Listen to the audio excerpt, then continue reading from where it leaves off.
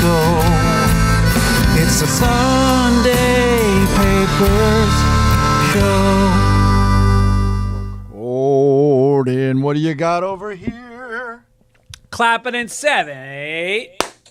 There's Gregory's clap. 3, 2, 1. Let's go. Let me tell you a little something. Read all about it. Read all about it. Coming from the vineyard, we got a reporter. We've got regional reporters calling in from all over the country. This started. Mikey Fitzgibbon, part of the Irish Mafia.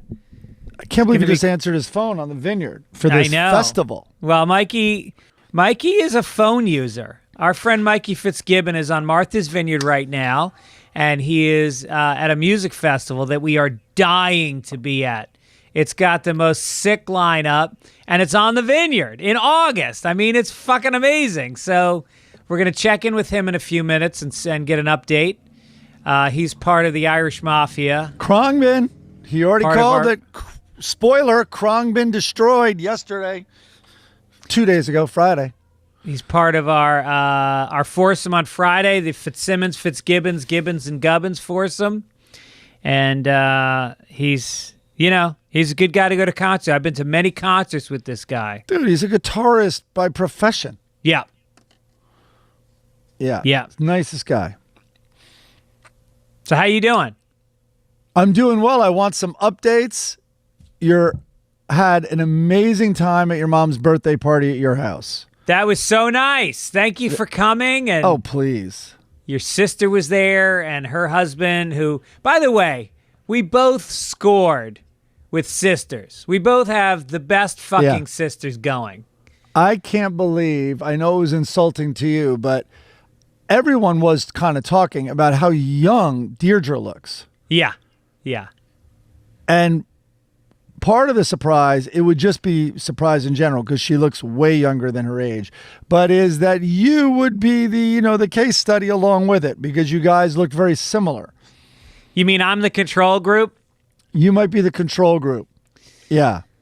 I have wrinkled at warp speed. The other day I took a selfie and then I looked at it and I was like, fuck, I smashed the glass on my phone. And then I was like, oh no, that's my face. That's just what my face looks like. Could Apple fix it? Listen, I got Apple Care. I paid a lot for it. And this is messed up. Do you have eye Botox? Come on, Apple. You can do this. No, Silicon Valley?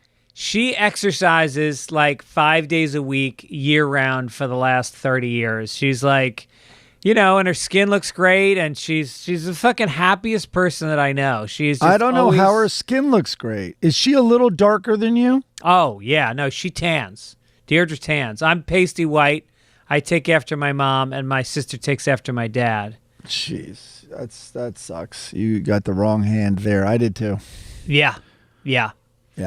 And she's very active. Like she thinks our family is lazy. So like me and Erin sleep in until 8:30, and by the time we get up, my sister has already gotten up, run, walked the neighborhood. She's taking snapshots of different like landscapes to help us with our fucking. Our house is embarrassing. Our landscaping is embarrassing. No, your house is fine. House is fine, but the landscaping needs work. And she's on East Coast time. That helps her a little bit. Yeah. But we've done so much shit. My mom's out here for her 80th birthday, and she's doing good. She had heart surgery almost a year ago, and she's lost a step or two, but she's still like, she can still party with the best of them. Oh my God. Yeah. So who said it? Did you tell me? You guys all treat the barometer. You treat the color of your mom's teeth as like the pH stick. And the redder they get, it's because of red wine. You have to brace yourself because the stories get crazier. Yes, the stories get crazier. One glass of wine and they're pink. 2 glasses of wine, they get red. Once her teeth are purple, she's going to start grabbing your head with both hands, pulling you in real close. And it's so funny because you have such a hard time with intimacy and getting compliments. Yes. And my mother said to you, Mike, you are so wonderful. Yeah, and you Yeah. just went, so how much longer are you out here? Yep. I also kept a table between us. She leaned forward and wanted me to lean all the way in, and you had already warned me about the head grab. And so I kind of just went down and not over the table. I'm like, this is something there is that loves a wall. I mean, there is, I liked that little barrier there, emotionally, physically, all of it. Oh my God. I saw you it was like you saw a ghost. She was pouring love over your head, telling you how great you were. And just, so how much longer are you out here? This ghost sheet, I wish it were Teflon. She's amazing. So, all right, when I'm leaving. Oh, and by the way, we met her at the airport. She turned 80, so we met her at the airport at LAX. Yeah. And she got in with my sister, and they're coming down the escalator, crowded with people, and I've got a sign. We got balloons and a sign and flowers, and the sign says, "Happy 90th birthday, Pat Fitzsimmons." And she fucking died. She loved it. She was howling. Is that the sign I took a picture of? I think I Yeah. sent it to you today. Yeah, we'll post it. We'll post it. So when I'm leaving the party, first of all, also in the party, like Owen, everyone, your son like knows like, yep, she's ramping up a little bit. And your mom's like not like a big drinker. We're just talking about Oh, when no, she she's gets. a big drinker. Oh, okay. But when she gets to her four, it only takes 3 wine. I mean, it is who she is also. Yeah. So anyway, it's not like a Jekyll and Hyde. But anyway, when we're leaving, I don't know what started her on it, but I remember I was laughing in the car ride home, and I'm like, this is going to be another one of those things. And it's a small little thing, but it's worth mentioning. But I'm like, I will forget it. So I actually recorded it on my voice memo. And so that's the only reason I remember it now. Anyway, I'm laughing on the way home because she's like, something came up and she's like, oh, yeah. She's like, helmets. Remember my idea for helmets? And she's looking around at all of you and you're like, what? Owen was playing soccer, getting hurt. I can't do the accent exactly, but getting hurt a lot and playing soccer. And I'm just like, where? Why? What about a helmet? This helmet would go over the head. It would come down along the jawline. And all of them laughed. All of them laughed. Well, guess what? Shark Tanks. Shark Tanks. It's on Shark Tanks. And she just looks around at all of you as if she just rubbed it so hard in your faces. Shark Tanks. That has been her whole life. She has come up with ideas on her own that later turn into legitimate ideas that take off. She thought of post offices, etc. That was the original one. I can't even think of them all, but she thought of so many inventions. That was her calling in life. If somebody had bankrolled her, she'd be a billionaire right now. But soccer helmets was one of her big ones. Yeah. Yeah. Seems like low-hanging fruit. It seems like, she could have been on Shark Tanks. She also now has the idea for a show called Shark Tanks. Maybe it's multiple rooms where there's like competing the pitches. Yeah, it's Aquarium. Have you seen the new show Aquarium? And then she also remembers shit that I don't remember, and it's too specific to have been made up. But she remembers shit like when I was a parking attendant.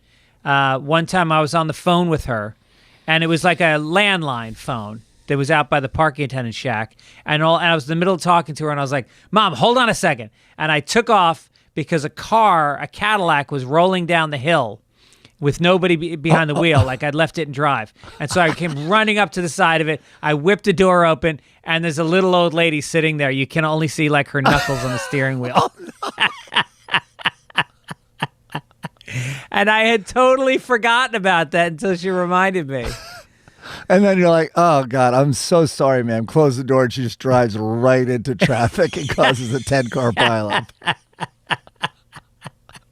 The car, unmanned, would have done better. Dude, by the way, have you been to the Annenberg pool in the Palisades? Yes.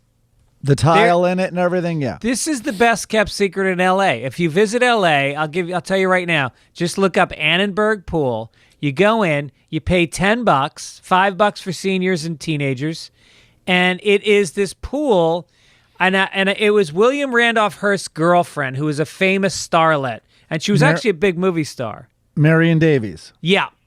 So it was her house. He built it for her. And it's this mansion with like 100 rooms. And there was this gigantic pool out front that they fully restored with these tiles that are gorgeous. And there's like, I'm telling you, it's big enough to hold easily 100 people. And there were maybe 20 people there. We had our own lounge chairs in the sun on the beach. The pool is heated, totally clean, beautiful shower rooms, and then there's that cafe that's right there. That's amazing. This Back really on good the beach cafe. is still so great. Right.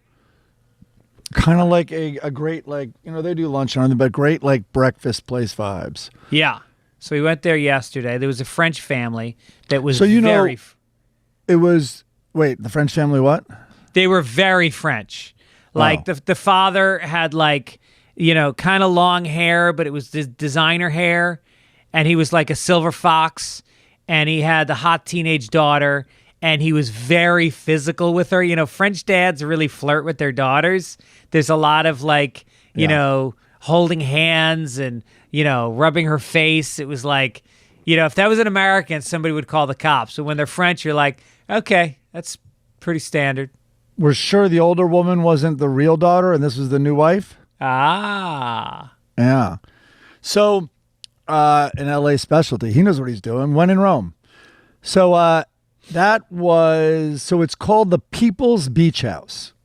And I know it's back when I used to read the Santa Monica, like local papers and stuff. But anyway, it was boarded up for decades.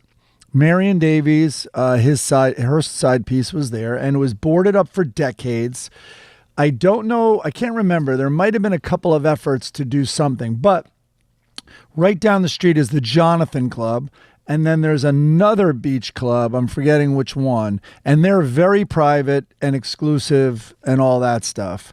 And then there's a third one up by Sunset. I'm forgetting the name of that one. So anyway, this was an effort to make a public one. And so Santa Monica, I think it was even boarded up for decades while Santa Monica owned it. There was this tons of red tape. It might have been Bobby Shriver who got so frustrated, and he was on the city council in Santa Monica, and he just tried to cut through all the red tape. Let's do this. We have someone willing to pay for it, the Annenberg Foundation. And it's a great example of like, if you put enough muscle in, you really can get things done and beautify cities and make public spaces. And they preserved, Hearst, if you've ever been to San Simeon, his castle, everywhere he went around the world, he brought back artifacts. And those tiles are from one of his exploits. And he brought them back in the pool.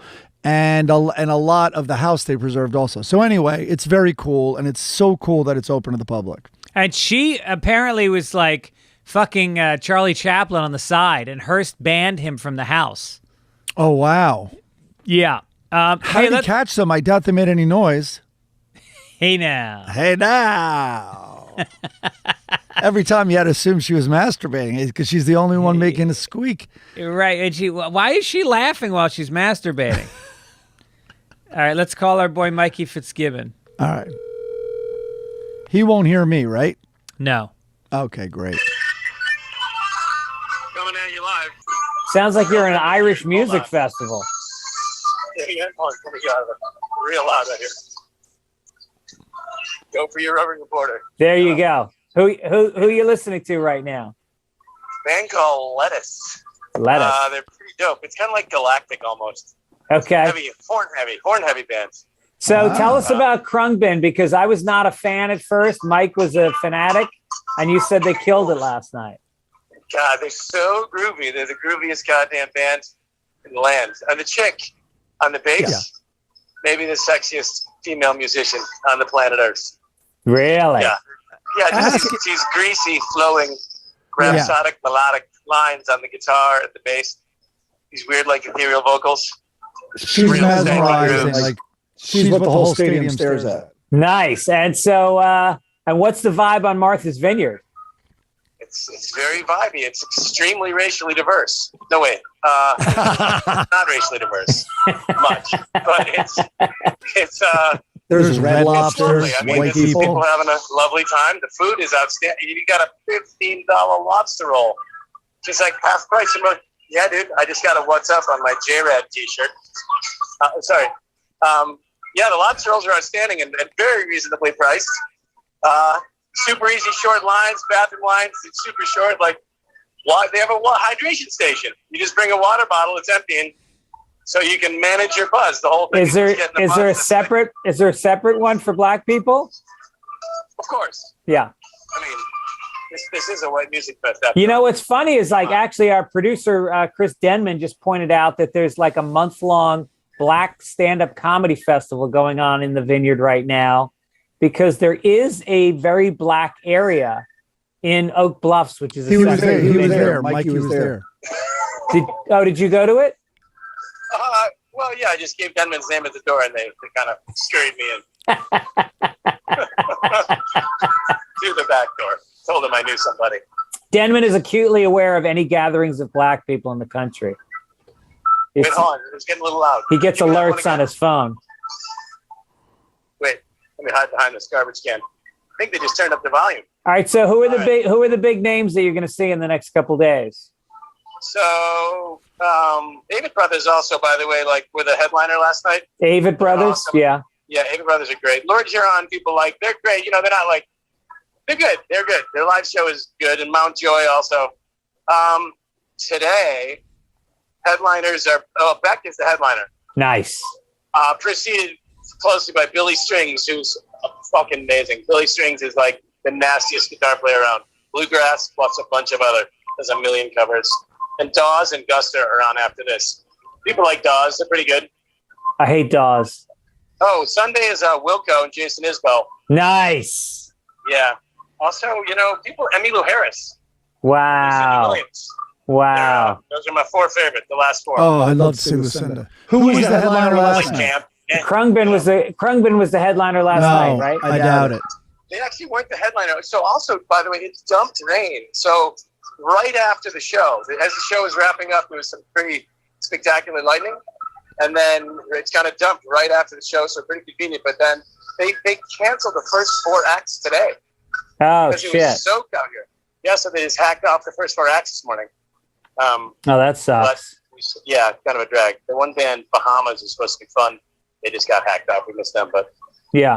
Who was the it's headliner? been great. Though. I mean, we rented this. It was like 8 dudes. My buddy rented this huge old 10-bedroom house. It was airborne. It was built in 1843. Yeah.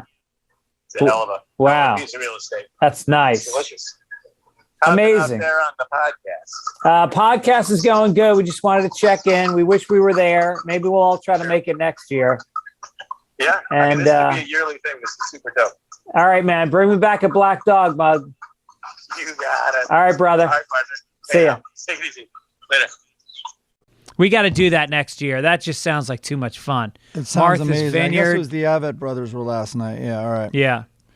Wow. By the way, I went to McDonald's. You know, my ritual on when we record Sunday Papers, which we record on Saturday, I go to McDonald's on the around the corner from my house, and I get a egg McMuffin and a hash brown. And so I ordered it, and I pulled up to the window, and the guy already had the bag hanging out the window. And I go, wow, that was fast. And he goes, Jess, we make it yesterday. Oh, wow. I thought this was a beautiful story about how they knew you. They know you're coming. No, it's a celebration of the fact that the guy is working. Look, who knows? Maybe working at McDonald's is fun, but I loved his spirit. I love that he had a fucking solid one-liner for me coming right out of it. Yeah. All right, let's give a shout out to Craig Godet for this week's logo, which is Very cool, Craig. Very Thank you. I don't know what it's a reference to. I mean, I like it, but I wonder if that's a movie poster or something. I I don't, or is it from like those awful family photos? Oh, awkward family photos. Yeah, maybe it's from that. I might be wrong. I don't know. Yeah. And then the song this week, holy shit. I got to tell you, this guy, David Chamberlain, who's a music producer at recordla.com, if you want to check Maybe him out. record.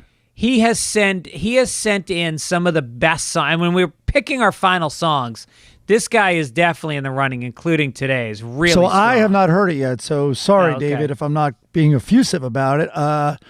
But I'm definitely going to listen to it. So what's Okay. it like? Can you describe it? It is like a professional jingle writer, like WKRP in Cincinnati style. I thought I was tracking that till the reference. Okay, great. All right. I like it. A little 70s vibes? It's a little bit retro? of a 70s vibe, All I right, would say. all right. Yeah. By the way, I was listening to, what the fuck song was it? A song came on that struck me. You ever hear a song, and I think you brought this up, that the songs that you remember the most are when you're between the ages of like 11 and 16 or something? I don't think that was me, but I buy into that. Yeah, that the ones you have the strongest emotional connection to. So there was a song that came on that was, and I said to my sister, I go, Google this, because I guarantee this was 1977 when I was 11 years old and we were skating at the Tarrytown Lakes at night where they had big loudspeakers up. And so I put on the 1977 playlist of top songs. Holy fucking shit. I mean, the most amazing, play that funky music, Whitey Boy, and If You Leave Me Now. If You Leave Me Now. Like a lot of disco-y shit. A lot of great there was a great Young Americans from David Bowie. The whatchamacallums. Well, right at that time, there was that music and also very bloated rock with huge guitar solos and long songs. And so 77-ish ushered in punk, which was answering that. Right. So, but no, all of that, the yacht rock of that era and stuff is, and our kids, it's weird. Like their whole yacht rock is so big with them. And like, Olivia, like so many other kids that our listeners might have, all of a sudden they're playing these crazy deep cut songs, and a lot of times like it's been on Euphoria, right? Something like that, and but that's their gateway into this stuff. So it's very cool. Yeah, I mean Jerry Rafferty. Oh, right, who they used on Euphoria? Is amazing. Yeah. Anyway, no corrections this week. The corrections section stands empty. We fucking nailed it last week. Nothing there wrong. Must have been a technical error either on the email or maybe our podcast didn't go out last week. So it's the biggest correction of all that's needed, actually. Yeah. Tour dates coming up. No corrections needed here. I'm going to be in Lowell, Arkansas, September 16th and 17th at the Grove. New Orleans, October 6th at Howlin' Wolf. Lafayette, Louisiana, October 7th at Club 337. Chicago at the Den Theater, October 15th. Also dates coming up in San Francisco, Tampa, and Fort Worth, Texas, all coming up. Go to fitzdog.com. Get yourself some tickets. See some live comedy.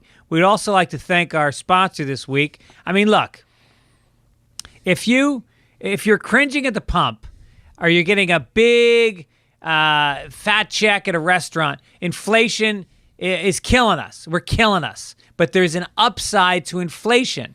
With every purchase, you can earn cash back with Upside. It's an incredible app for anyone who buys gas, groceries, or dines out. This Upside is very cool. I just used it because you recommended a restaurant that I take my mother to for her birthday up in Malibu called Jeffrey's, which is right on the water.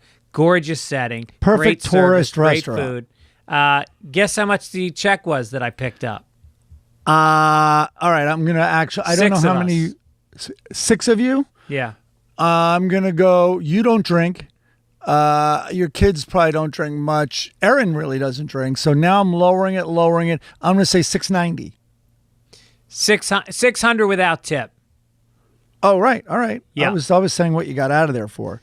So you got out for $6.18. Got it. And the best part is then they hit you up for an $18 valet parking. It's like, how about you just are satisfied with fucking $600 dollars for the check? But anyway, when we took my mom there, we took 3 cars. Oh, Jesus Christ. Because people were coming from work and then Culver and here. Yeah. And there were a lot of us. Anyway, so I used the Upside app, and I got a lot of points for that, baby. The Upside. It's too good to be true. I've used it. It works. It's a no-brainer. And then I'm gonna take my cash back, and I'm gonna go to McDonald's next week, and I'm gonna buy myself a meal.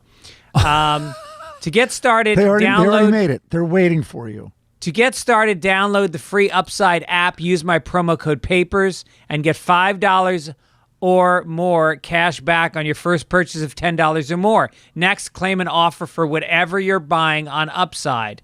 Check in at the business, pay as usual with a credit card, and get paid. In comparison to credit card rewards or loyalty programs, you can earn 3 times more cash back with Upside. Upside users are earning more than $1 million every week. That's probably why they have a 4.8 star rating on the App Store. Download the free Upside app and use promo code PAPERS to get $5 or more cash back on your first purchase of $10 or more. That's $5 or more cash back on your first purchase of $10 or more using promo code PAPERS. Okay, front page, Mike Gibbons. Here it goes. Hold on, we got to crinkle something. I'm crinkling. Oh, there you go. There we go. Extra! Extra! Read all about it! Extra! Oh boy. Terrifying headline. Adderall shortage. But not today.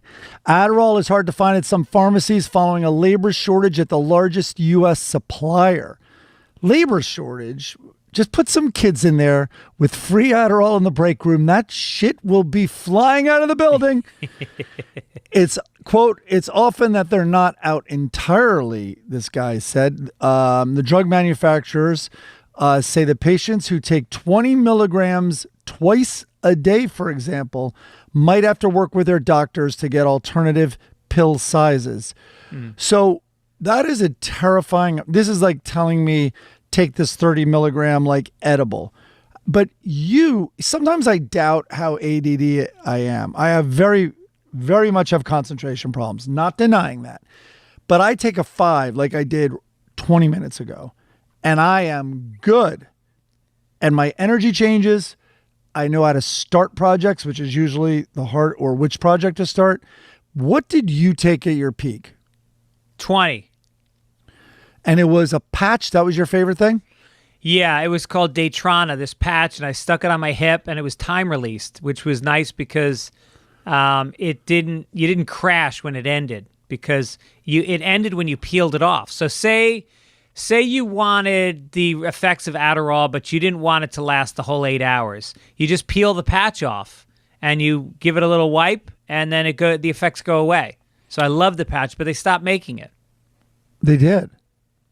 Yeah. I know athletes, you could say, were abusing, but they were using it. Yeah. And the reason they loved the patch was they could use it for their workout. They could use it for everything, but it takes away your hunger. So then when it came time to just pound food after crazy workouts, they'd rip off the patch. Yeah. Well, I guess... I don't know. There's definitely an Adderall shortage. The writer of this article went on to point out halfway through the article that his cat is obsessed with pine cones, and then he quickly made a list of friends he would give money to if he won the lottery. Didn't finish the article. Article just sort of trails off. Yeah, I couldn't make sense of the last half of the article because I hadn't taken mine yet today. It was just a blurry mess. I'm like, wait a minute, what story is this? A man in Italy tested positive for SARS. Hey, this is my story. Oh, that's yours. Sorry, go ahead. And look at my little headline: Italian man scores hat trick. Remember, we're trying to there you change go. up the.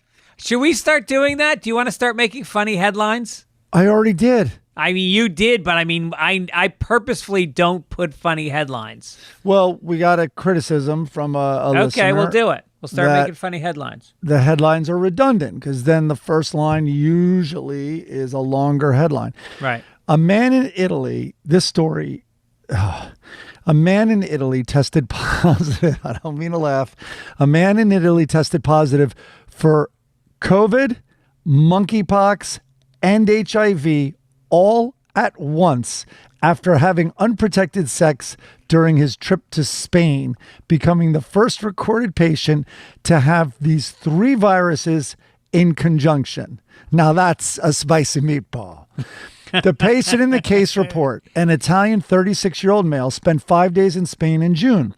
9 days after returning home from his trip, he developed a fever, sore throat, fatigue, headache, and inflammation in his groin area. Ouch. Shortly afterward, he tested positive for SARS-CoV-2, and within a day, he developed a rash on his left arm. The day after, small, painful blisters appeared on his torso, lower limbs, face, and rear. The rear. Yeah. Good Lord, when Putin poisons you, there's less going on with your body. Right. What the hell? Yeah, I mean, I'm guessing with all that gay sex, a hemorrhoid may be in the works as well. But I mean, honestly, the best time ever to get a hemorrhoid because he'd be like, I don't care. It's so low on my list. Yeah. So low. Now, this is a guy who did not make good decisions in Spain. You know what test did not turn out positive? His Italian SATs. That's the only one. SATs. I don't even know how it is. Imagine the guy, hey, did you take the test? Were there 2 lines on your COVID test? Hard to tell. It exploded. It just combusted right on the bathroom counter. It disintegrated in my hand. There's no proof.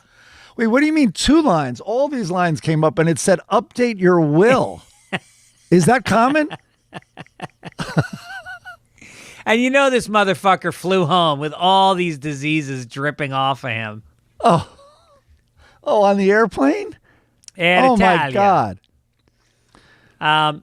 Prince Charles, is this you? This is you me, also? man. I Look loaded at this you. document. Loaded the document. Prince Charles has been making, I didn't make a headline for this, mommy issues.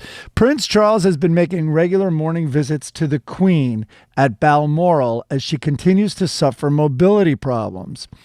They are a sign of the Prince of Wales' concern for his mother, as unplanned visits between households on the estate are highly unusual. And that grabbed my attention. I'm like, because really any visits between mothers and children are so rare in England. Oh, I'm here to say hi. Yeah, right. So this has to be the end. Especially when you ship your kid off to boarding school at 7. And it's like, okay, I'll see you after puberty kicks in. Oh, any issue a kid has, it's like, carry on, chin up, carry on. Yep. The 96-year-old monarch is not expected to travel the 1,000-mile round trip from Balmoral to appoint a new prime minister next month. And then the traditional public welcoming party for the Queen when she arrived at Balmoral was also moved behind closed doors, and she has not been seen at church on Sundays since she arrived. Do you think that Prince Charles showed up with a sign that said happy 100th birthday to the Queen? 106th birthday to the Queen? I don't know. I'm starting to get scared. I hope she didn't hook up with that Italian dude.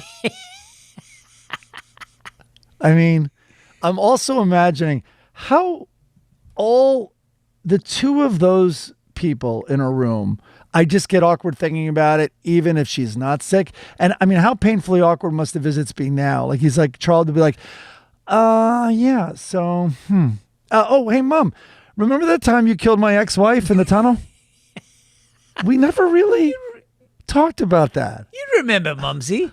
You and her didn't really jibe. You didn't kick off. Oh, let's change the subject. How's your brother Philip? Oh, that's not a good one, Mom. Uncle Philip's in the doghouse, Mumsy. Oh, and Mom, I never paid you. You won the pool on how Black Harry's baby would be. Oh. And Mumsy, I got the ancestor DNA results back. Turns out you and Papa are twins. 40 servants just awkwardly staring at this conversation. Yeah. The lab sent a warning that if we reproduce with any more royals, the baby will come out with one eye and no skin. Just a fucking splooge of flesh will come out. Kind of what's coming out of the Italian gentleman about now. Yeah. A Pennsylvania man was charged with abuse of a corpse, receiving stolen property, and other charges after police say he allegedly tried to buy stolen human remains from an Arkansas woman for possible resale on Facebook. What? A spokesman confirmed the remains were to be donated to the University of Arkansas and that they were instead stolen by a woman from the mortuary services. And they announced charges against 40-year-old Jeremy Lee Pauley of Enola, Pennsylvania. Jesus, look at him. We'll post a picture of this guy. He's got spikes coming out of his head, like metal spikes. It's half his face is tattooed. His lips are all filled with metal. He's got those earlobe things. Literally half his face, the right side of his face, straight down. The only thing, well, even his eyebrow and under his eyebrow is tattooed. Half and it looks his like chin. his eyeball. He's got something going on his eyeball, too, on the right side. And that has to be, I'm assuming that's a police mugshot. Yes. On a Facebook page under his name, he posted pictures of bags and stacks of femurs. He said they were legally acquired when first contacted by the police. There was also 3 5-gallon buckets containing assorted body parts, including of children. He told investigators he intended to resell the body parts and that he arranged to pay the Arkansas woman $4,000. Facebook did not respond to messages seeking comments on Pauley's pages. However, its community standards prohibit human exploitation and explicitly prohibit selling body parts through its commercial policies and advertising thing. Yeah. I know Facebook has I know they have a no nudity rule, but that should only be for live body parts. A dead tit, that's an artifact. You can look at a dead tit. We shouldn't single out Facebook. He also uses torso book and femur book. Hey now. But how detailed does Facebook's policies have to get? Listen, guys, no, we didn't think of this first time. No selling buckets of bones, okay? We forgot to specify buckets of bones. That's on us. Our lawyers have told us. Also, what's up with a bucket of bones? I have so many questions. But even when you buy a comic book on Facebook, wherever, like, there is more care and preservation. They're in sealed bags. They're bragging about baseball cards. They're bragging about how the corners aren't bent. This guy has a bucket of femurs and child parts. Yeah, buckets are for range balls, golf range balls. They're for crabs. Yeah, crabs. They're not for body parts. And by the way, his prices, I looked at the prices, way out of line. A nose and an ear will cost you an arm and a leg. Come on. He trades. Now, also, telling the police I legally acquired, what does legally acquiring body parts look like? Honest question. Well, I looked it up, and it said that there are no specific laws in certain states about acquiring dead body parts. It's a little hazy. It's a hazy area of the law. All right. I just heard a story about in some rural area. It was when I was in Tennessee, and a deer fell and got hurt and broke its neck, but it was still alive. This is, keep in mind, in Tennessee, a nightmare about what to do with it, because it's not hunting season, so you can't shoot it and put it out of its misery. And I guess it's a wild animal and it's not yours. I guess it was your animal, you could. Anyway, so they had to call all this red tape, and then finally it got permission because they also didn't want it like to go to waste. Like, people could eat it or at least do something with this poor beast. And so finally, anyway, they arranged to shoot it. And the reason you have to go through all of it is to get it processed. There's tons of rules on processing a dead animal, and you have to have the permit or the permission to shoot it to get it tagged, and it can only be processed if it's tagged. So anyway, I think there's a lot of concern about disease. There's a lot of concern about the processing. They want to know when, all that, and now we're talking about human body parts. So like your brother dies. I don't think you can be like, I'm selling parts. I don't think. No. I think obviously you've got like science classes that are going to want corpses to do studies on and teach. Right. So maybe you just need to be certified to get them. But then I think in some states it's just hazy about. Denman was starting to write something down, but then he deleted it. I'm not sure what that was. Well, but Denman got a new idea now. Like, all right, listen, my brother fell, broke his neck. I need to shoot him. Right. It's a 72nd term abortion. And also, like, he had children's body parts, which you wonder, would those be more expensive because they're more tender, or is it less expensive because they're smaller? I think they have to be. It's like, listen, I need a femur. And he's like, well, I have a 9-year-old. And I'm like, will it grow? He's like, yeah, it'll grow. It'll grow. I'm like, because I am going to be walking in circles for at least a couple of years. You're sure it's going to grow? Yeah, it's like a cactus.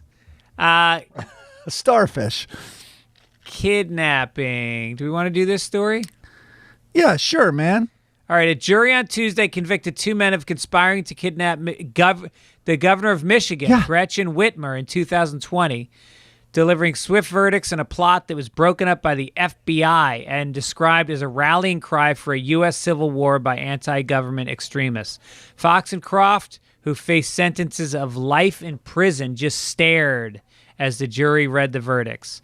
During close arguments Monday, a prosecutor had a blunt message. No one can strap on an AR-15 rifle and body armor and snatch a governor. But I love that that's become the baseline in our fucking democracy. Let's remind ourselves, people, you can't take a machine gun and snatch a governor. And, tell your kids. But that wasn't the defendant's ultimate goal. They wanted to set off a second American Civil War, something that they called the Boogaloo.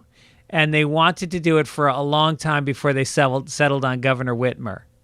All right. Boogaloo? Guys, you need a better name. Yeah. I mean, all the planning they went through, all the logistics, the planned out vision, and yet the working title is still Boogaloo? Yeah. Boogaloo is a better name for what's about to happen to these guys in prison. Double Boogaloo. Yeah, right. Death by Boogaloo. You guys are going to be the Boogaloo Boys. I can tell you that now.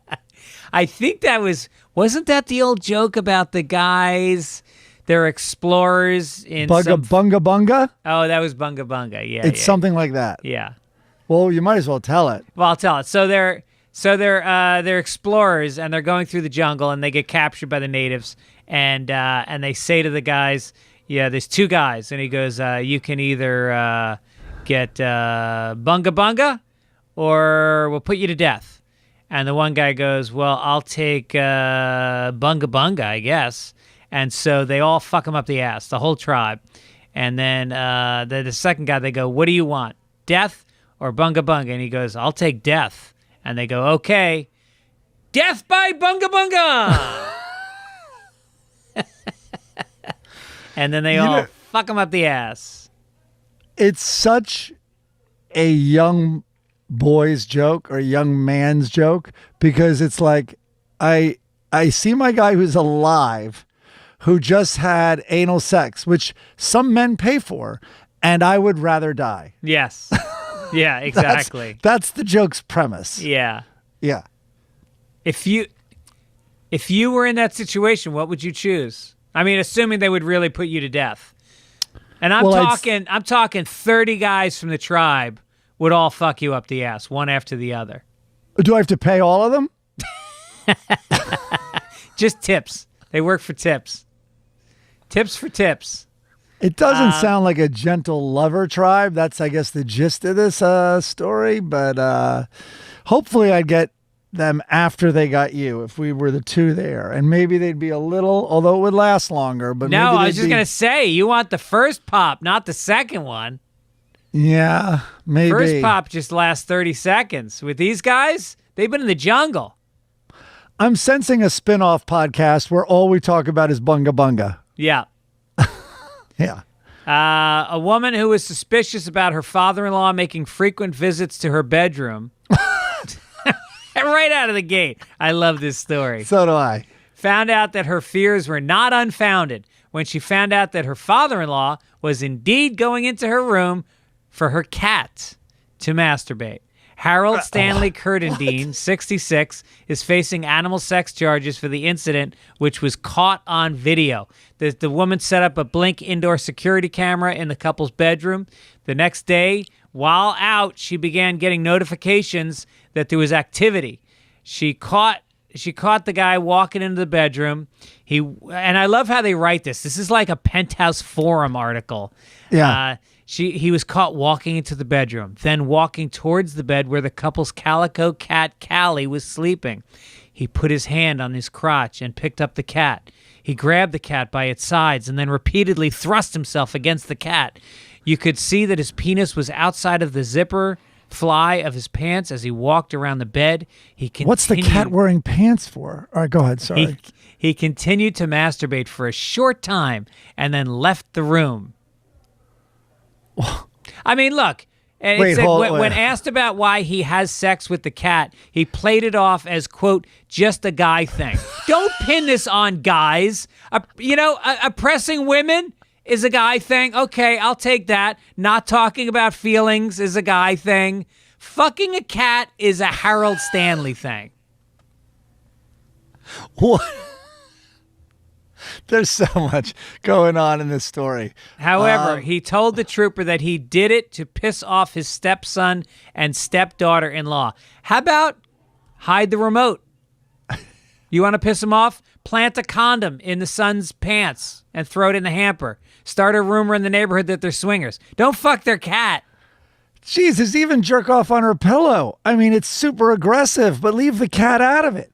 Kenderline said that the cat hair felt good and ultimately reminded the trooper that he didn't actually penetrate the cat. He has been charged with having sexual intercourse with an animal and cruelty to animals. Oh, my God. All right. First of all, that the cat continues to nap there, I think the cat is asking for it a little. I think the cat is totally asking for it. Yeah. I mean, I know that's not a great defense. No, but, cats are huge flirts. Look, first of all, look what they're wearing. You got to factor in what she's wearing. The cat's totally nude. Yeah. Yeah. Yeah. Like, have some respect. There's a grown man walking in with an erection. You should put some cat clothes on. Yes. And and stop calling yourself pussy. What do you expect guys to do? We love pussy. Now, oddly, and this is actually being serious, oddly, this woman, the stepdaughter-in-law or whatever, she must have been a little relieved because she had to assume that she now was wearing panties that this guy just stuffed with his stuff, and went to town, or that he was having gangbangs with her shoes. That had to be what she was thinking. Yes. Maybe this is a relief. I don't know. Well, this prompted a private browser search on my part, and I found this quote: only 4 states, Hawaii, New Mexico, West Virginia, and Wyoming, do not have laws that formally prohibit sexual abuse of animals, traditionally known as bestiality. The act is often a punchline, but it's also a documented precursor to other serious offenses, including children, as well as interpersonal violence and other forms of animal cruelty. So that is, I think there is also, like, in some states where it's like with horses, where I think there is also the danger of getting diseases that would spread when, from human to human after you've had sex with an animal. But Denman currently doing a Google travel search of Hawaii right now. Yeah, exactly. Wait, I looked up something else on it too. Oh yeah, it's under my private browsing, so it's not there. Let me see if it was worth anything. Oh no, there was a story about, oh yeah, Wyoming. There's a big problem with sex with horses in Wyoming. That's all.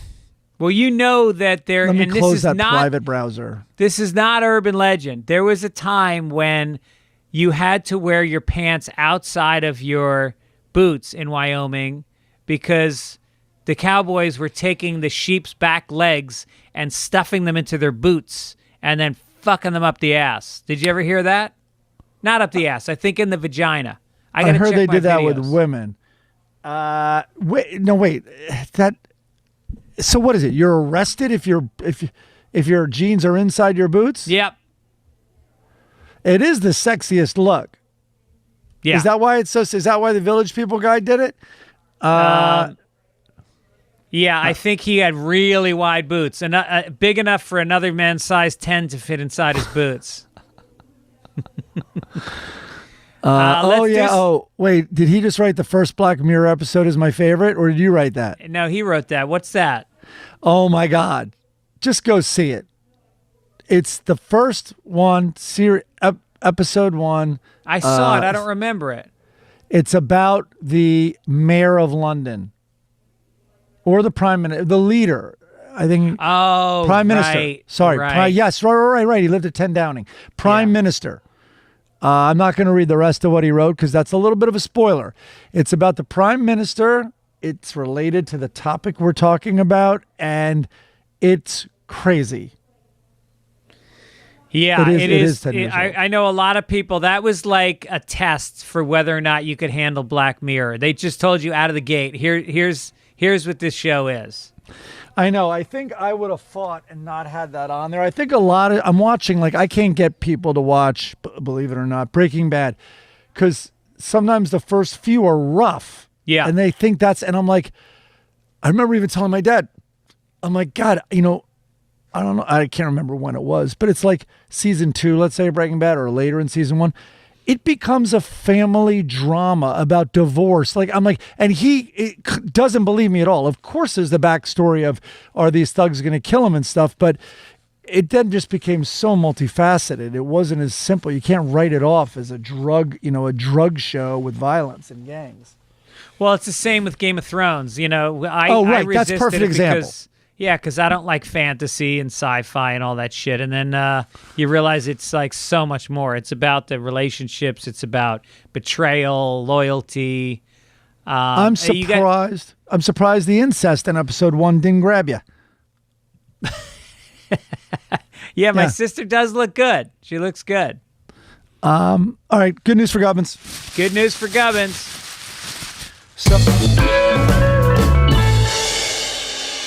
So we really didn't have anything in this section this week, but Dennis very forcefully said I should share this story because maybe it vindicates him a little bit because of what he did to me. I apologize that it's a golf story, but it doesn't matter. It's golf. Insert whatever you do where you are having, probably gambling, a lucky streak.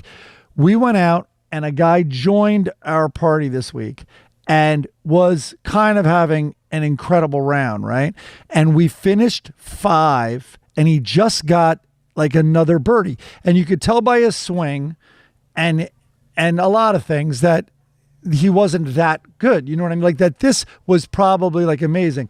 So he's a stranger and we're friendly. And so I go, dude, we're walking after he just birdied. I go, you must be having the round of your life. And he's like, yeah. And I hear Gubbins like, shh.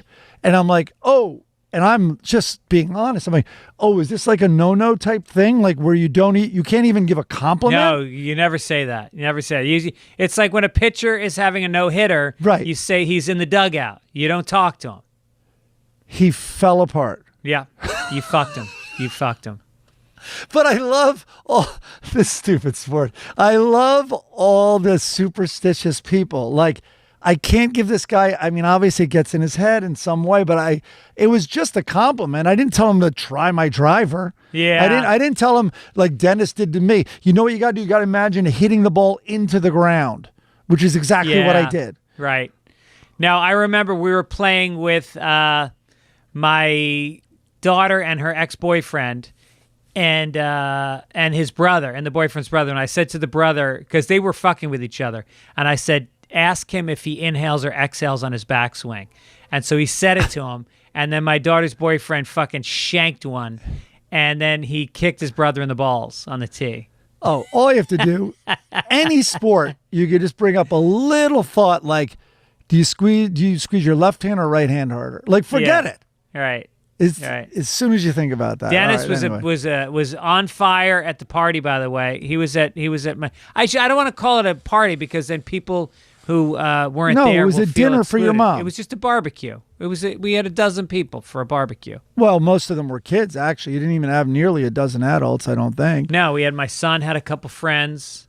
He's got great friends. I love my son's friends. Oh, there they are. They're awesome. We got to go to that bar in Chautauqua or wherever it is, West Channel. Yeah. Which is a party. So what was I going to say? Oh, I came in with this nice, if I don't say so myself, nice bouquet of flowers. The best part was everyone put your mom to work cutting up the flowers, finding vases. We lost your mom for 15 minutes because of my gift, so I felt her. But anyway, so then I'm totally outdone.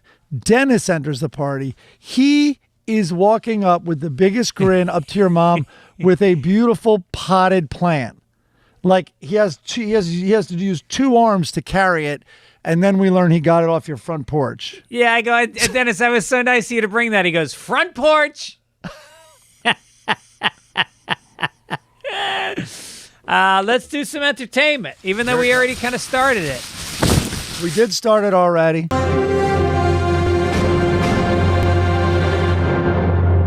Well, we talked about incest. Game of Thrones. The follow-up started. Did you watch it last Sunday? House of the Dragons? I didn't watch it yet. And what? It's not by design because I resisted Game of Thrones forever. And then the New York Times popped up some little alert and said, if you watched one a day now, you'd be caught up by the final season, which I should have stopped watching before the final season. But so that's what I did. And oh my God, I got so into it. At one point, I remember saying they could split this show in 3 and focus on like 3 families per show. Let's say there's 9. Yeah. And all 3 they'd be the top 3 shows on TV. Right. I know.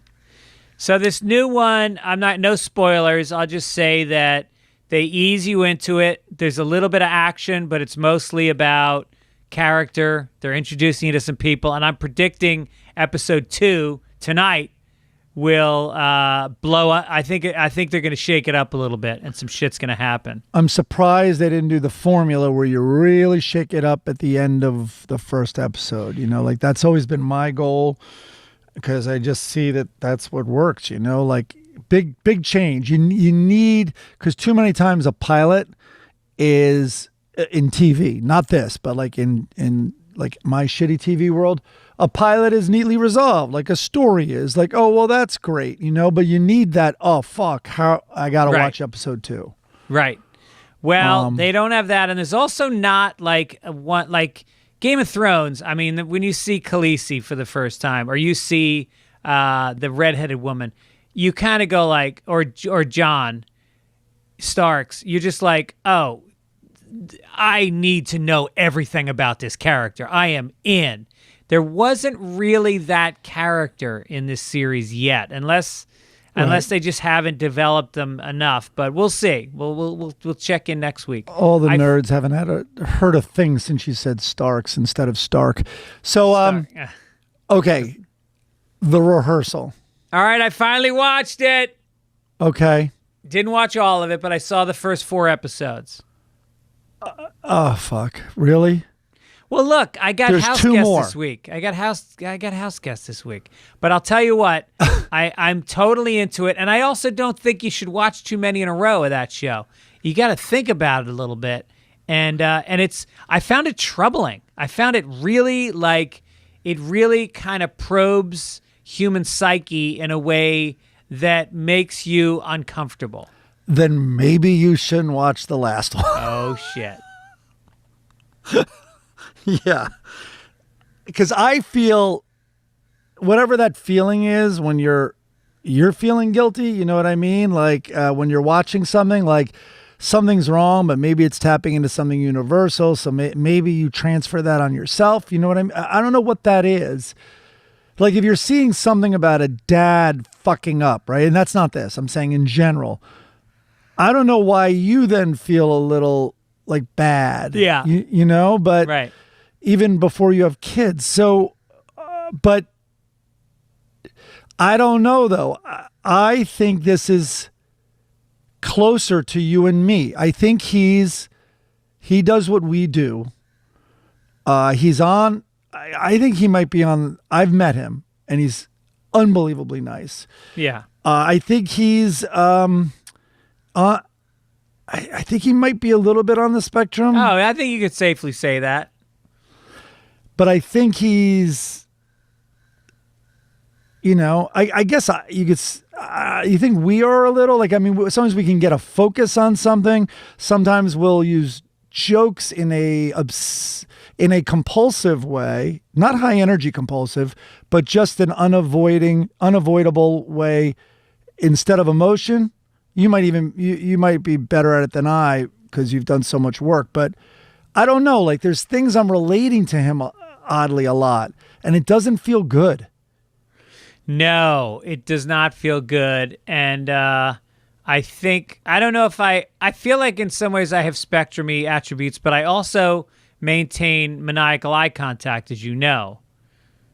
And I think spectrum-y people can't make eye contact. I think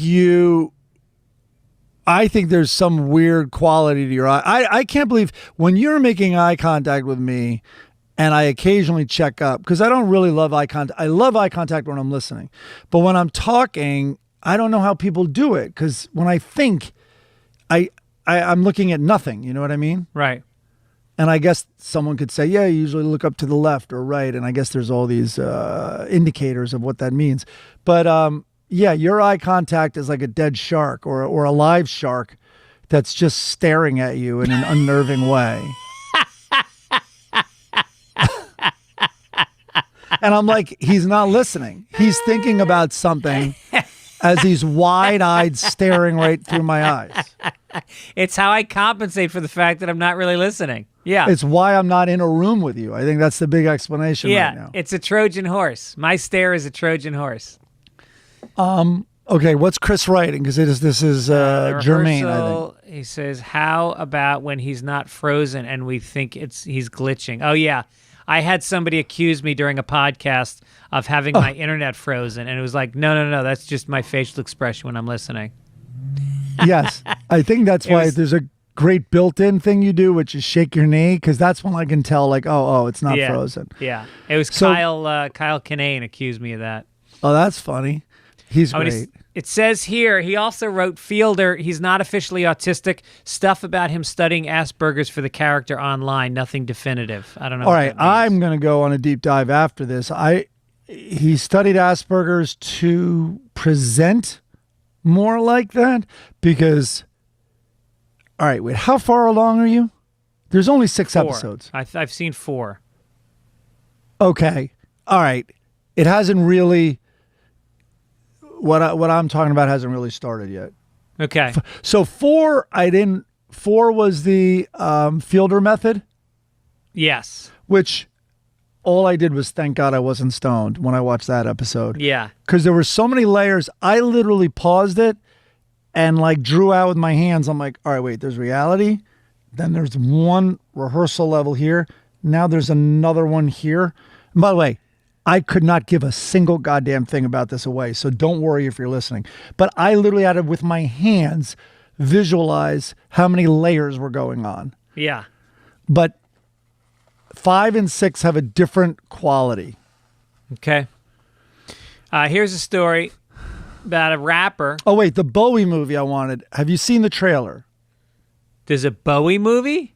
there is a big Bowie movie coming. I don't know if it's good. In fact, I'm just calling it the Bowie movie. I don't know a thing about it.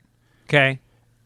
You hear his voice, you see him, but then I think I also see an actor. I might be wrong. It's hard to tell because he's always, in costume, in character very often. So I don't even know if it's a documentary. I don't know what this thing is, but it looks pretty interesting. I didn't see the Elvis thing yet. Did you see that? No, and I really want to. You can stream it now. I think it sounds like something you got to go into with an open mind. It's not VH1's Behind the Music. It's not going to be like a linear biography. It's going to be like an impressionistic take on the Elvis persona, which I'm into. I can do that. I felt like that about the Elton John movie. Like, it's not going to be straightforward. This is an artist's take on Elton John, and I thought it was great. Yeah, and it's Baz Luhrmann. And, he is over the top, but I kind of like him. And because he is that, and I'm accepting that, like you're saying. Chris just wrote down Moonage Daydream. Neon has unveiled the full trailer for the upcoming David Bowie. Oh, it's a documentary, Moonage Daydream. It has all his songs in it. Okay, good. So I didn't see an actor. Officially sanctioned by the music legend's estate. Okay. Oh, I wonder if there's reenactments. Maybe that's what I'm seeing. And it could be Bowie that I'm seeing. I've only seen like parts of trailers. It's like on Instagram. I'm watching like a Well, that's what you get with Sunday Papers. It's just clips and half thought out fragments of information thrown together like a news show. Getting back to the King, Ben Hoffman, Wheeler Walker Jr. Ben Hoffman is very critical in general, and especially of music stuff.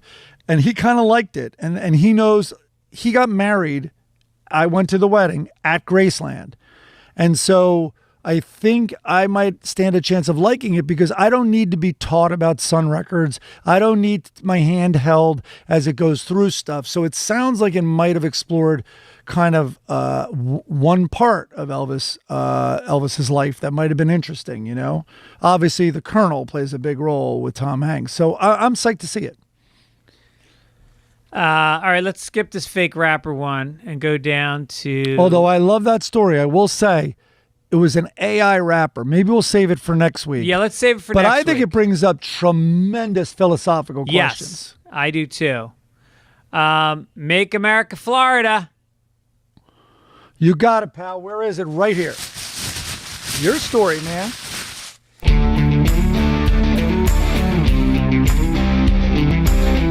A homeless Florida man with no arms has been arrested for stabbing a tourist with scissors using his feet.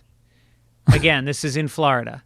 Jonathan Dale Crenshaw, a homeless artist from South Beach, was arrested Tuesday and charged with aggravated battery after he allegedly stabbed Cesar Coronado, a visiting tourist from Chicago.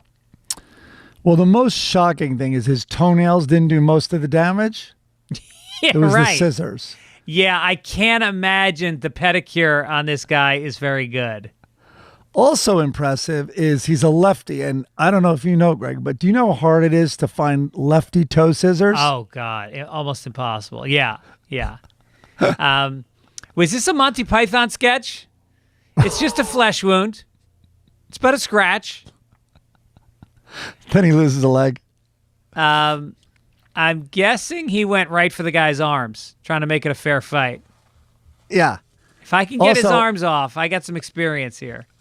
The tourist, let's shame on him a little. He should have thought twice before insulting his incredibly intricate origami that he cut with his toe scissors. Yeah, right. He should have seen how good this guy was. Yeah. With the scissors. International. Yes.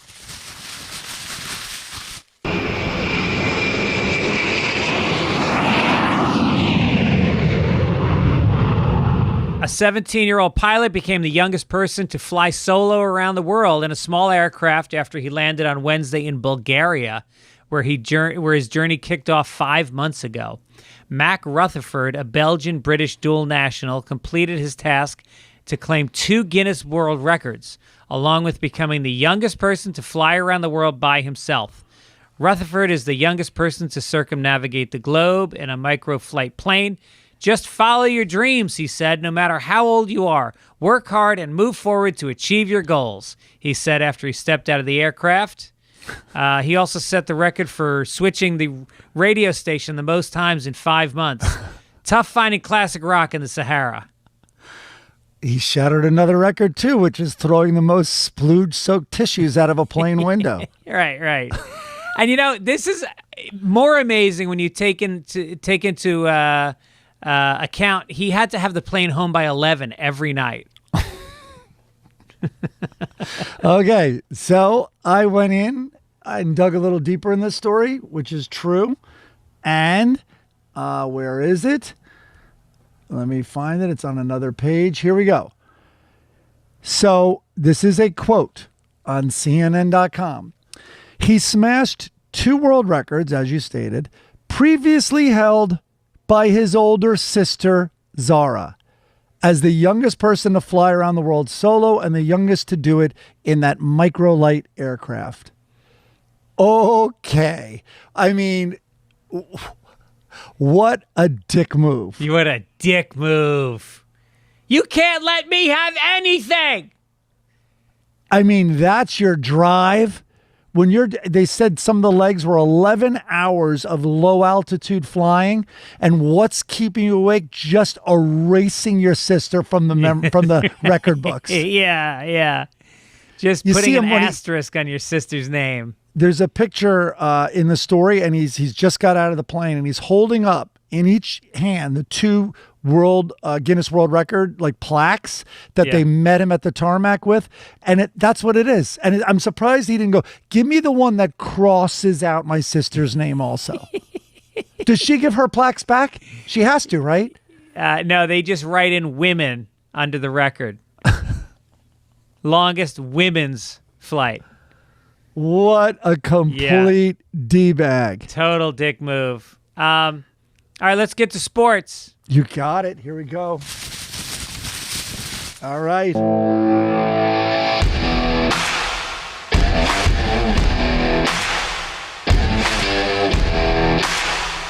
A couple allegedly engaged in a sex act in the stands at the Oakland A's game on Sunday.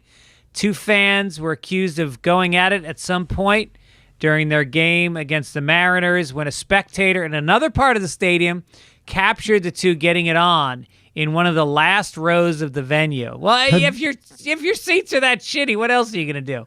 Have you seen it? I did not see it. Sometimes you really have to use the word allegedly. This is what's not alleged. He is the whole section, and by section I mean tier, like the whole overhang, the very top part of left field is empty. They're in the last row. So the nearest person, I'm going to say, is another level down and probably 50 rows away. I mean, I don't even know how many rows. So anyway, they are up there all alone. He's sitting back with a shit-eating grin, and he's man spread, and his arms are out, and she is kneeling, facing him, bobbing her head into his crotch. None of what I said is allegedly. That's on tape. So, right. I mean, think what you will, I guess. Well, the footage appears to show the woman performing oral sex on the man for several seconds. Several seconds. That shows the commitment of a typical Mariners fan. Wait, were they Mariners or A's? They were Mariners? The game was at the Mariners Stadium, but they were playing against the Oakland A's. No, I think it was Oakland. Oh, really? Yeah. Because Oakland. Oh, no, you're right. Oakland Police Department. Oakland has smashed low attendance records this year. Well, they've got the worst record in the American League. Yeah, no, makes sense. An Oakland Police Department spokesman said cops are aware of the allegations and have launched a probe into the matter. Sounds like the guy in the stands already launched a probe too. And her face. What about the Karen filming it? Just leave him alone. Yeah, right? Did you see that now everyone goes up to those seats and they bring signs. I put the photo in there. Dude, that's so funny. There, 3 dudes are holding these big signs. One says, "These seats suck." The other one is kind of the swoosh logo, and it says, "Just blow it." They're not the best signs, but I do like the third guy's sign. "Keep your head in the game." Yeah. Which, by the way, is the only way I could sit through an A's game is if it's blowjob. There's bat day, there's helmet day. If it's blowjob day, that's the only time you're going to catch me at a fucking Oakland A's game. It was bobblehead night. See? There you go. I'm sorry. I almost said it. I only said BR. Do not dead name this athlete. Caitlyn Jenner has been very vocal on her opposition to trans women, or as she calls them, biological boys in athletics. She's really something. Also, boys is not a PC word. No. We're not supposed to say girls describing women. Competitive swimmer Leah Thomas has been especially hot topic for her, saying that the swimmer lacked, quote, responsibility and integrity for competing against women. However, when it comes to golf, a sport that Jenner has competed against women in since coming out, it's apparently totally different. She told Fox News that she fully supports trans golfer Hailey Davidson competing in the Ladies PGA Tour next year. She's playing within the rules. She said, "Golf is a totally different game. It is a game of touch and feel." Yeah, I think Caitlyn would love to do some touching and feeling back in the clubhouse. Listen, first of all, if she's wanting to become a professional golfer, Caitlyn should start identifying as a Korean woman. Yes. Let's just give yourself a fighting chance. Right. I think she also feels that trans women should be allowed to kill people. Are you saying she drives like a Korean woman? I wouldn't say that. By the way, how guilty was she? Did she dodge a bullet with that killing? Like she paid 3 parties. She did. Yeah. She pled guilty as a woman driver and then paid 3 of the parties. And it was terrible, and I am in no way making light of the tragedy. The target is accurately Caitlyn Jenner. So what was it? She hit a car on the PCH? Is that what it was? Allegedly, and maybe this isn't alleged, but I'm going to say allegedly, she might have been texting and driving, whatever. She was driving on the PCH very quickly. Car stopped in front of her. She smashed in the car, I believe. Whatever. I think this is all what happened per the police report. The car she hit went into oncoming traffic. That car, there was a death. I mean, and injury. And I think it was a younger person who died too, I believe. And so anyway, that car got very damaged. And then I think a car behind that one then hit, I believe. Wow. No, not good at all. So, it's tragic. But listen, this story is perfectly, the story we just read about golf is perfectly Caitlyn because, here it was. Jenner's SUV rear-ended Jenner's SUV rear-ended 2 cars, pushing the Lexus into oncoming traffic and also hitting a Prius. The Lexus driver, 69-year-old Kim Howe, was killed when her car was struck head-on by a Hummer. Oh, that's poor luck. Investigators had found that Jenner was driving unsafely for the prevailing road conditions. She faced up to a year in county jail. So a younger person was definitely hurt, though. Anyway, but back to golf. It's all about Caitlyn. So no matter what, like it's all about her. She's going to have double standards. She's not going to be consistent. Right. She's going to ask for complete understanding and acceptance of everybody and then also be against gay marriage. Like nothing is surprising. Right. When you start to look at it like there's many standards and all of them have to serve her. Right. No, she's really something else. In business, Yes. Let's do some business news real quick. Yeah, of course. And here we go. Where's the business section? There it is. Yeah. Is this me? This is you. We're skipping science. Skipping science. All right. Oh, Dow drops 1,000 points Friday. Ouch. So here's my little reminder. Everyone is freaking out. Everyone is complaining. And I decided these are my statistics. I looked them up. Anyone can do it. You just call up charts. So this 1,000-point drop, I don't know what it was. What did they say? It dropped 2% or 3% on Friday or something? And people have been really worried about the last week and the last month. Okay, the Dow, over the last 5 years, the Dow is up 48%. In 2 years, this is all including Friday, 2 years, it's up almost 13%. Including Friday, the S&P is up 20% over the last 2 years.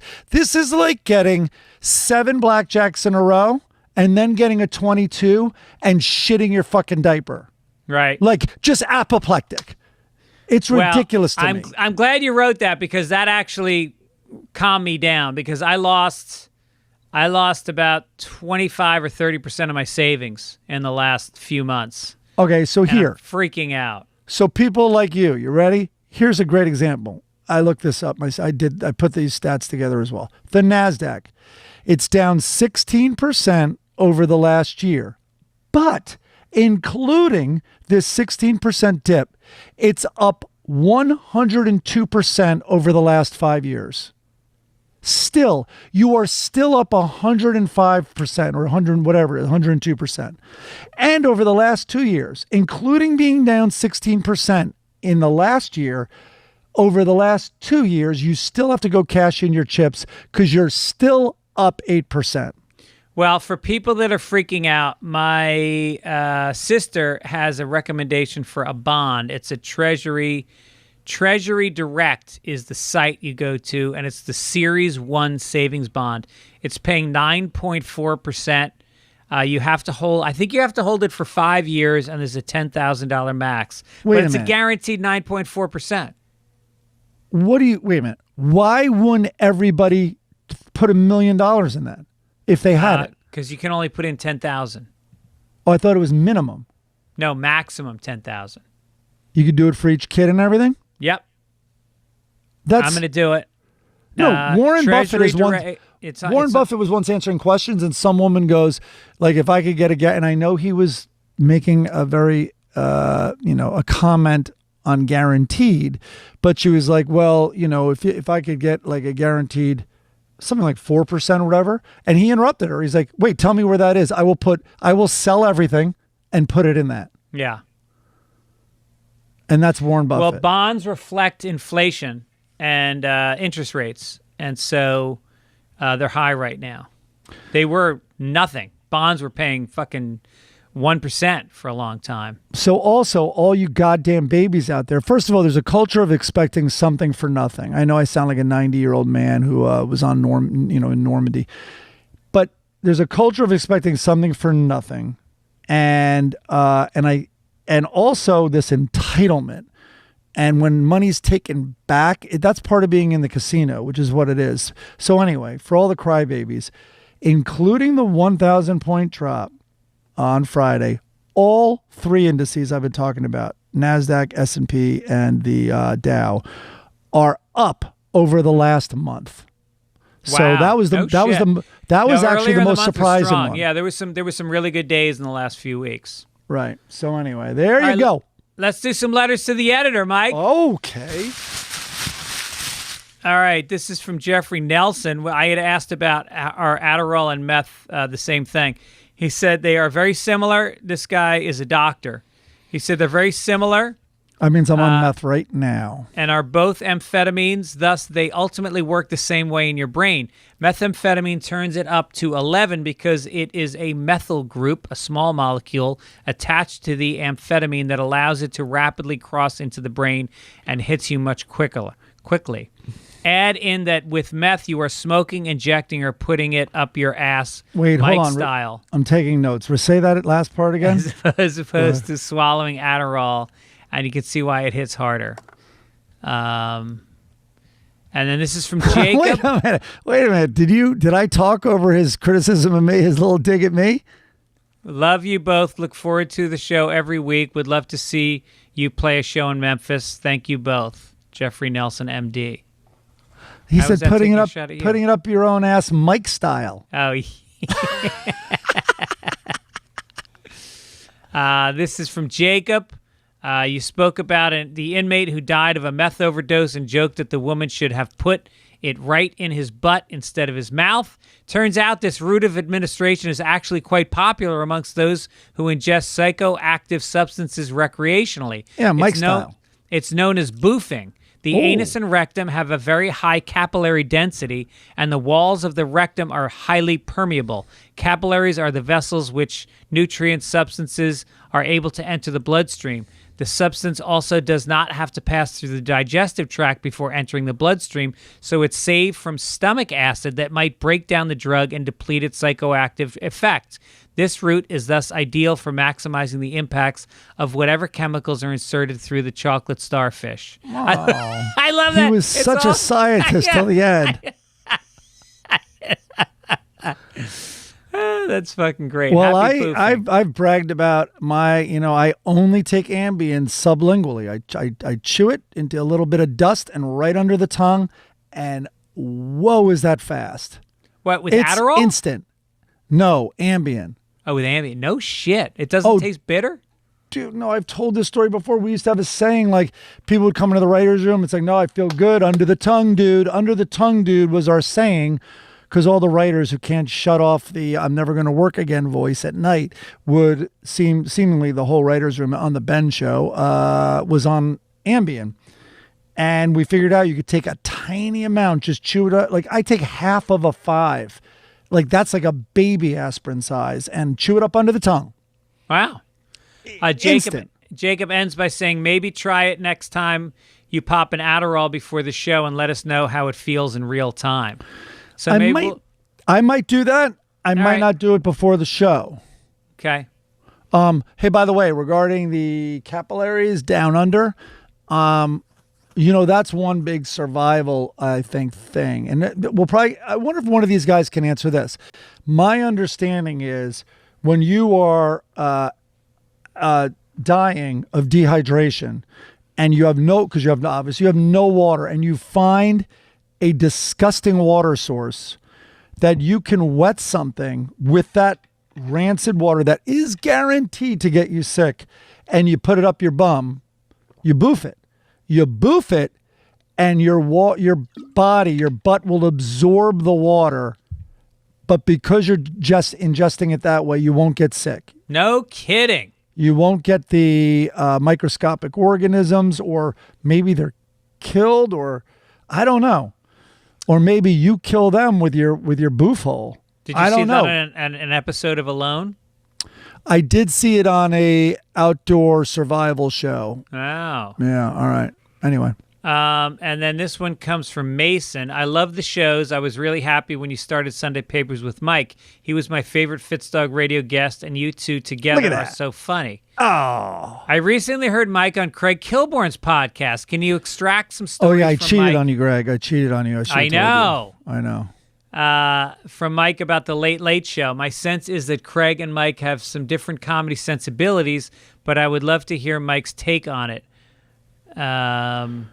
I have one very, very quick story that I've told, but not in ages. But we did have very different sensibilities, and I love Craig.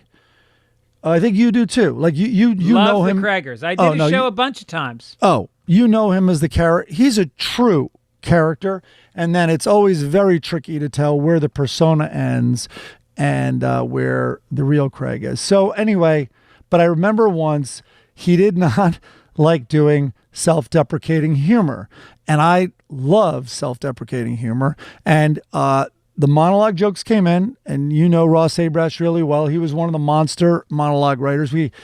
Alex Sulkin, who's running Family Guy, Goldie. We had a murderer's row of writers in there, and then so many more, by the way. But it's crazy Wellesley how Wild, successful that staff has become. It really is. Yeah.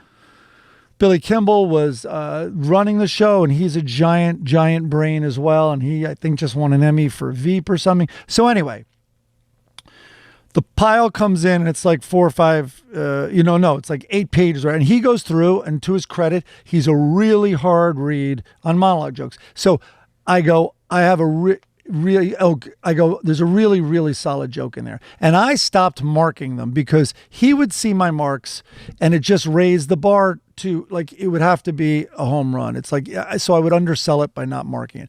And he goes, let me guess what Gibby's favorite joke is. And this is over 100 jokes. And he's like, I think I found it. I'm like, yep, that is it. He's like, yeah, I figured that was you. You know, it's smart, it's funny, it's self-deprecating. You know what, Gibby, today's your day. For you, I'm going to do it. I'm like, listen, I just think it would help your other tone, and, you know, your uppercuts will land even harder if you mix it up a little, right? Fine. There I am in the seat. I'm so psyched it actually made it to prompter. He really means it. He's going to read it. He reads the joke, which I don't remember, but he reads the joke and it destroys and it like kills. And he couldn't even wait till the laugh was over. And he stepped on the laugh and he looked right in the camera and he points to his face and goes, self-deprecating, people. Self-deprecating.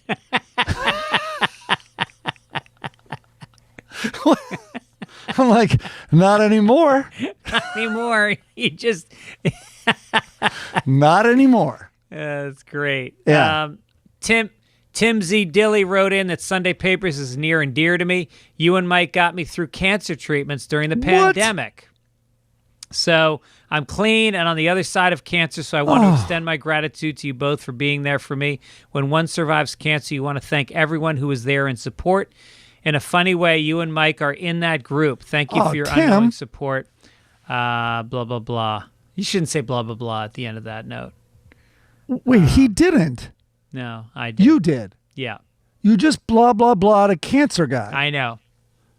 I'm sorry, Tim. So anyway, I'm glad Poor you're Tim glad just you're jumped out a window. cancer-free. Congrats, Tim. Glad we could help out in any way. Obituary. Let's do an obituary. I think Tim deserved a little more love there. Jesus, Tim, that's so nice of you to write. Sorry about what you went through. I'm reading the blah, blah, blah part here. And, his son turned him onto it. He said, hope to see you in San Francisco before the end of the year. Hopefully you'll get that itch to record a live podcast up here. I'll bring the whole family for that. Yeah, I mean, listen, hopefully cancer doesn't come back and we'll see you there. What? Wait, blah, blah, blah was a better ending. No, Tim, that was really sweet. Holy shit. Well, sorry you went through that, man. I think a gift for Tim would be if we did a live podcast from San Francisco. Maybe you bring a friend, Mike, with you, and we go up there. Because why? You're bringing Erin? Yeah, in November. So I bring a friend. Yeah. That works out. All right. Maybe a little cancer kid. Maybe it's a Make-A-Wish. Do you want to meet a cancer survivor who's better than you? Here's Tim. We'll bring Tim up on stage and we'll just give him a standing ovation for beating cancer. Wow. Well, thank you for thanking us. That's really sweet. All right. Should we do an obituary right after the survivor? Right to the funnies. No, let's go right to the funnies. All right. Okay, well, here we go.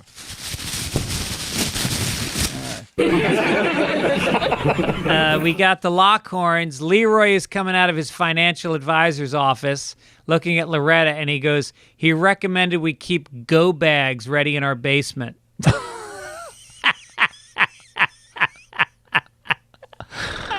That's a good one. And then here's a great one. And then Loretta, they're at a restaurant, and the waiter's taking their order, and Loretta goes, sorry for yelling. I'm used to ordering dinner through a speaker.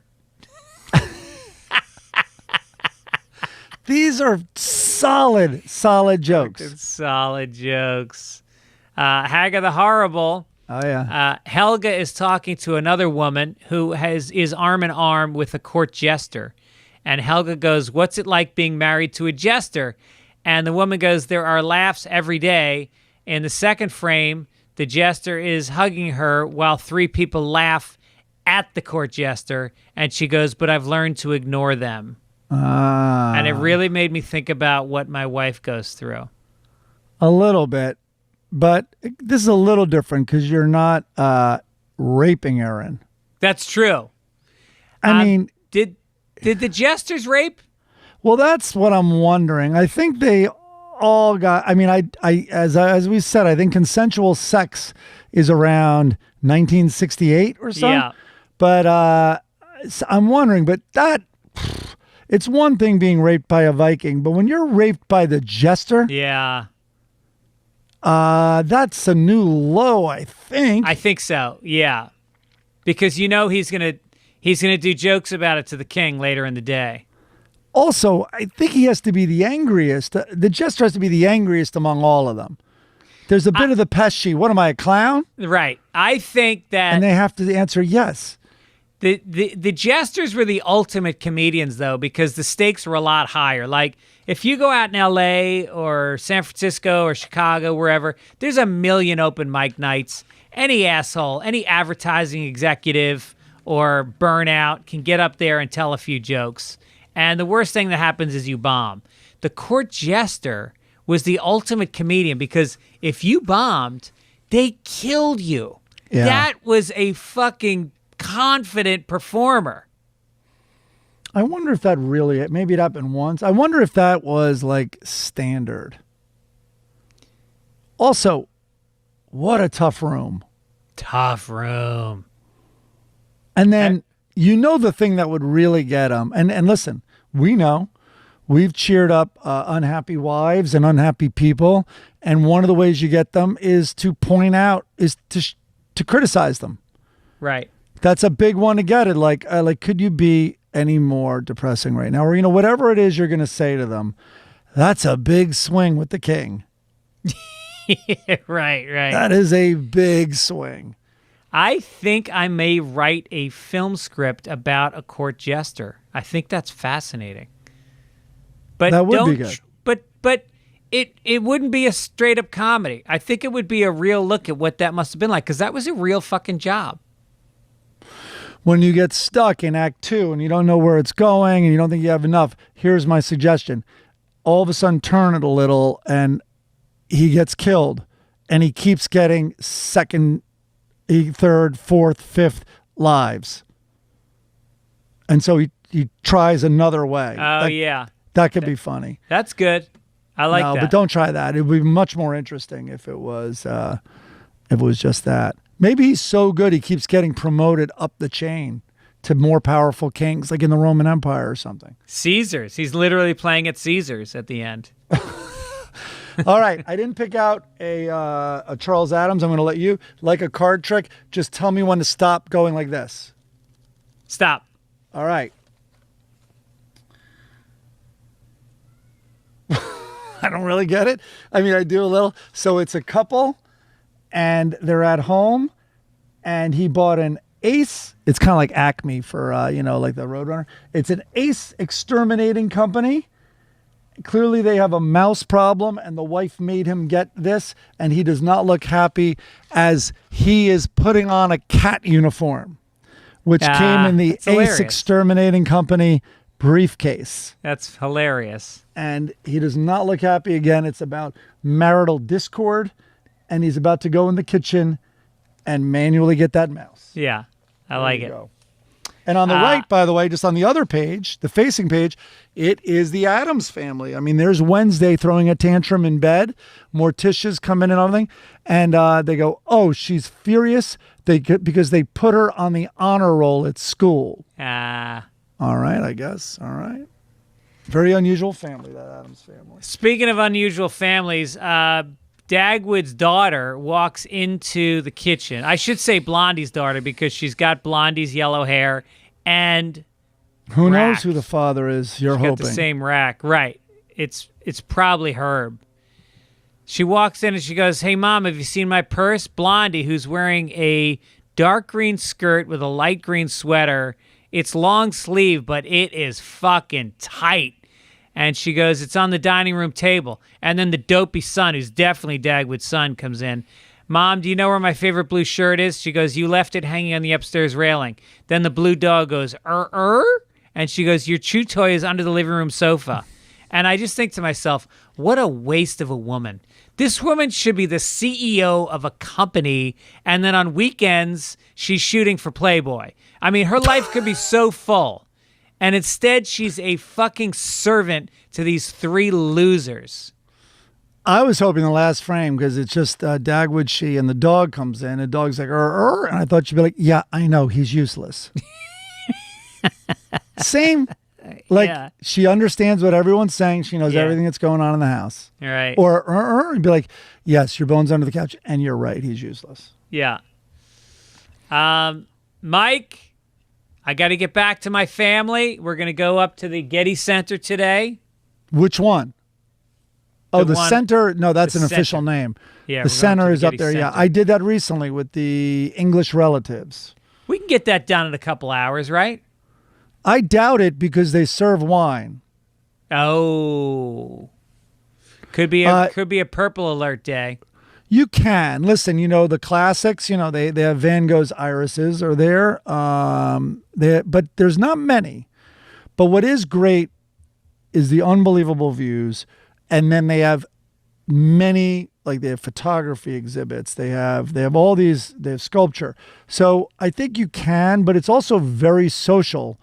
Like you can. There's music outside, and I would put in some time to enjoy a snack or a beverage as you're just mellowing out there.